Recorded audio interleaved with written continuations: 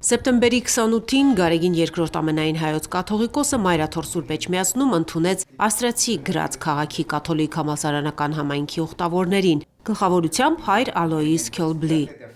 Նորին սրբությունը իր օրհնությունը բաշխեց ուխտավորներին, ընդգծելով, որ այսօրինակ այցելությունները ամրացնում ու զորացնում են եկեղեցիների միջև հարաբերությունները։ Ամենայն հայոց կաթողիկոսը գոհունակությամբ արձանագրեց նաև, որ հայ և կաթոլիկ եկեղեցիների միջև առկա են սերտ հարաբերություններ և արդյունավոր փոխգործակցություն։ Նորին սրբությունը հիշեց Ավստրիայում ուսանելու տարիները ուսանողական ընկերներին, որոնցից շատերը հիմա կաթոլիկ եկեղեցու բարձրաստիճան հոգևորականներ են։ Անդրադառնալով մեր օրերում Հայաստանի առջև ծառացած մարտահրավերներին, հայոց հովվապետը իր շնորհակալությունը հայտնեց քույր եկեղեցիներին հայ ժողովրդին ցուցաբերած զորակցության համար։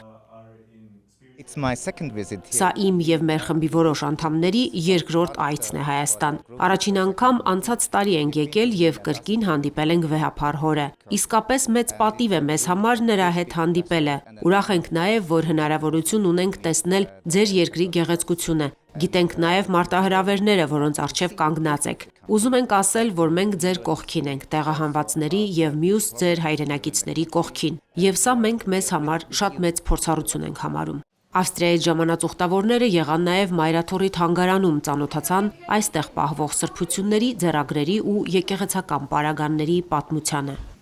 Լուսինե Բալյան, Վրամ Խանամիրյան, Եկեղեցական կյանք։